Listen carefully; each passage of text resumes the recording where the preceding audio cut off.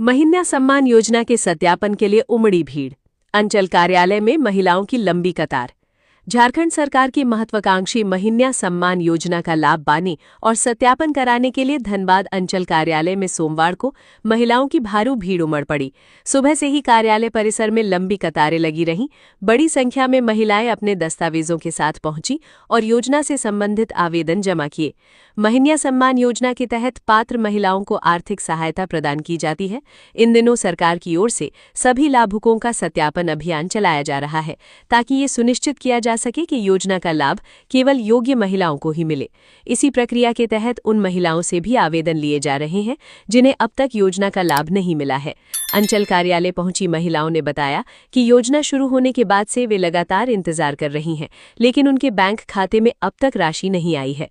महिलाओं का कहना है कि उन्हें उम्मीद है कि आवेदन जमा करने और सत्यापन के बाद उन्हें भी इस योजना का लाभ मिलना शुरू हो जाएगा।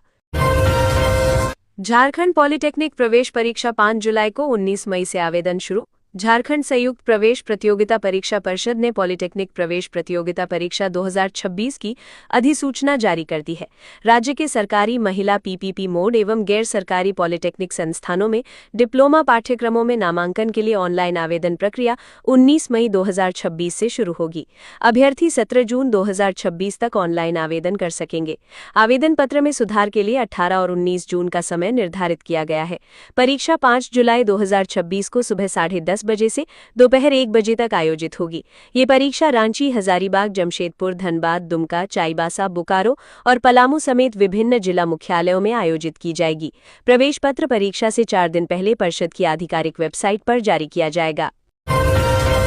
शिक्षक की पिटाई से छात्र का हाथ टूटा, पिता ने थाना में की शिकायत। रामगढ़ जिले के सीसीएल रजरप्पा प्रोजेक्ट स्थित सरस्वती विद्या मंदिर के शिक्षक पर छात्र के साथ मारपीट कर हाथ तोड़ने का आरोप लगा है।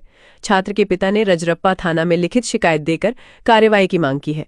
जानकारी के अनुसार बड़की पोना हरि मंदिर टोला निवासी पप्पू कुमार का पुत्र सत्यम कुमार सरस्वती विद्या मंदिर में 6ठी कक्षा का छात्र है।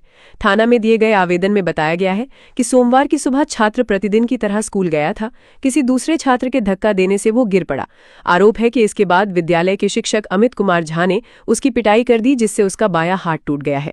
आरोप है कि स्कूल प्रबंधन की ओर से परिवार को घटना की सूचना तक नहीं दी गई। जब छात्र रोते हुए घर पहुंचा तब परिजनों को घटना की जानकारी मिली। आवेदन में यह भी उल्लेख किया गया है कि वर्ष 2024 में भी उक्त शिक्षक ने एक छात्र के साथ मारपीट की थी, जिसमें उसके कान से खून निकलने लगा था। उस समय इलाज में काफी खर्च हुआ था, लेकिन मामले को शांत करा दिया गया था। परिजनों ने आरोपी शिक्षक के खिलाफ सख्त कार्रवाई की मांग की है। हाईवा ने टेम्पो को मारी टक्कर, 11 यात्री घायल, 4 रिम्स रेफर। लातेहार जिले के बालूमाथ थाना क्षेत्र में सोमवार को एक तेज रफ्तार हाईवा ने टेम्पो को टक्कर मार दी। टक्कर के बाद टेम्पो पलट गया। इस हादसे में टेम्पो पर सवार 11 यात्री घायल हो गए। इनमें गंभीर रूप से घायल 4 लोगों को बेहतर इलाज के लिए रांची स्थित रिम्स को रेफर किया गया है। घटना बसिया ब्रिज के पास घटी। जानकारी के अनुसार टेम्पो पर सवार कुछ लोग शादी समारोह में शामिल होने मुरपा जा रहे थे। वहीं कुछ महिलाएं समूह की बैठक में भाग लेने जा रही थीं। रास्ते में बसिया ब्रिज के समीप हाईवा और टेम्पो अनियंत्रित होकर आपस में टकरा गए, जिससे टेम्पो पलट गया। घायलों में अख्तरी खातून, एलिजा परवीन, माबिया परवीन, मुस्तरी खातून व अन्य लोग शामिल हैं। स्थानीय लोगों की मदद से घायलों को बालूमाथ सीएचसी पहुंचाया गया। डॉक्टर अलीशा टोपो ने सभी का प्राथमिक उपचार किया। गंभीर रूप से घायल मुस्तरी खातून, रेखा देवी, किरण देवी व मधु देवी को बेहतर इलाज के लिए रिम्स रांची रेफर कर दिया। धनबाद के कुसुंडा में धंस गई जमीन, 3 घरों में आई दरार। जहरीली गैस के रिसाव से दहशत। धनबाद में फिर जमीन धंस गई। तेज आवाज के साथ जमीन धंसने से वहां गोफ बन गया और 3 घरों में दरार आ गई। घटना केंदवाड़ी थाना क्षेत्र अंतर्गत कुसुंडा के Godhar 6 number area sub station के पीछे सोमवार को दोपहर 3 बजे घटी। भूधसान की घटना के बाद पूरे इलाके में अफरा-तफरी मच गई। लोग घरों से सामान निकालकर सुरक्षित जगह पर पनाह लेने के लिए भागने लगे। बताया जाता है कि हवाचाना के पास अचानक जोरदार आवाज के साथ जमीन धंसने लगी। भूधसान बाद स्थानीय लोगों ने दरारों से जहरीली गैस के रिसाव का भी दावा किया। इस वजह से लोगों में दहशत का माहौल है। केंदुआड़ी थाना प्रभारी प्रमोद पांडे मौके पर पहुंचे और स्थिति का जायजा लिया। स्थानीय लोगों ने बीसीसीएल पर लापरवाही का आरोप लगाते हुए इस हादसे का जिम्मेदार ठहराया है। उन्होंने कहा कि यहां पहले भी भूधसान की घटना हो चुकी है, लेकिन कोई स्थायी समाधान नहीं निकाला गया। पीड़ित शिवनंदन पासवान और पार्वती देवी ने बीसीसीएल से सुरक्षित जगह पर आवास दिलाने की मांग की है। घटना के बाद बीसीसीएल प्रबंधन ने इस इलाके को डेंजर जोन घोषित किया है।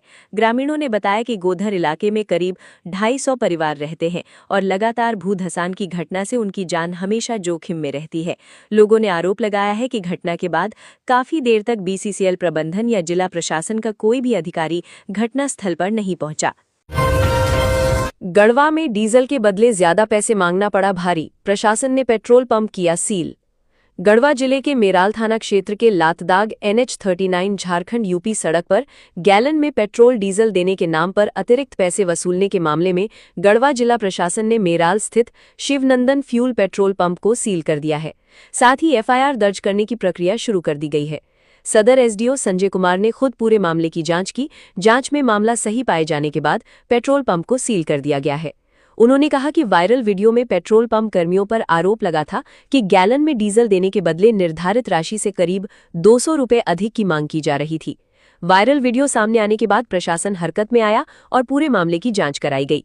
वहीं जांच में आरोप सही पाए गए। प्रशासनिक जांच में पुष्टि हुई कि पेट्रोल पंप कर्मचारी द्वारा गैलन में डीजल देने के नाम पर अतिरिक्त 200 रुपये मांगे गए थे। इसके बाद प्रशासन ने सख्त कदम उठाते हुए पेट्रोल पंप को सील कर दिया। प्रशासन ने स्पष्ट कहा है कि उपभोक्ताओं से अवैध वसूली और नियमों के उल्लंघन को किसी भी हाल में बर्दाश्त नहीं किया जाएगा। इस कार्रवाई के बाद इलाके के अन्य पेट्रोल पंप संचालकों में भी हड़कंप मचा हुआ है। गुमला डीसी के नाम पर फेक व्हाट्सएप अकाउंट बनाकर ठगी की कोशिश, प्रशासन अलर्ट। गुमला डीसी दिलेश्वर महतो के नाम से फेक व्हाट्सएप अकाउंट बनाया गया है। इस फेक अकाउंट से लोगों को मैसेज भेजा जा रहा है। इस घटना के बाद जिला प्रशासन सतर्क हो गया है और मामले की जांच कर ऐसे लोगों की पहचान कर कार्रवाई की प्रक्रिया शुरू कर दी गई है। प्रशासन की ओर से आम लोगों से अपील की गई है कि किसी भी फेक व्हाट्सएप या सोशल मीडिया अकाउंट पर भरोसा न करें। यदि किसी को इस तरह की जानकारी मिलती है तो उसकी सूचना तुरंत नजदीकी पुलिस थाना या प्रशासनिक अधिकारियों को दें। 24 मई तक आंधी बारिश का येलो अलर्ट, 50 किलोमीटर प्रति घंटा से चलेगी तेज हवा। झारखंड में अगले कई दिनों तक मौसम का मिजाज बदला रहेगा।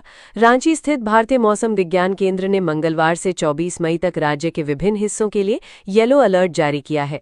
मौसम विभाग के अनुसार 19 मई को पलामू, गढ़वा, चतरा, लातेहार, हजारीबाग और कोडरमा को छोड़कर राज्य के अधिकांश हिस्सों में मौसम खराब रहने का पूर्वानुमान है। इस दौरान कई जिलों में गरज के साथ बारिश, वज्रपात और तेज हवा चल सकती है। रांची, बोकारो, गुमला, हजारीबाग, खूंटी, रामगढ़, लोहरदगा, कोडरमा और धनबाद के लिए ऑरेंज अलर्ट जारी किया गया है। इन जिलों में आंधी और वज्रपात का अधिक असर देखने को मिल सकता है। 20 मई को पलामू और गढ़वा को छोड़कर राज्य के मध्य और दक्षिणी हिस्सों में मौसम में बदलाव का असर अधिक रहेगा। मौसम विभाग ने 21 से 24 मई तक भी राज्य के अधिकांश हिस्सों में येलो अलर्ट जारी रखा है। पश्चिमी और उत्तर पश्चिमी झारखंड के कुछ क्षेत्रों को छोड़कर अन्य जिलों में 50 किलोमीटर प्रति घंटा तक की रफ्तार से हवा चलने और वज्रपात की आशंका बनी रहेगी। विभाग ने लोगों से खराब मौसम के दौरान सतर्क।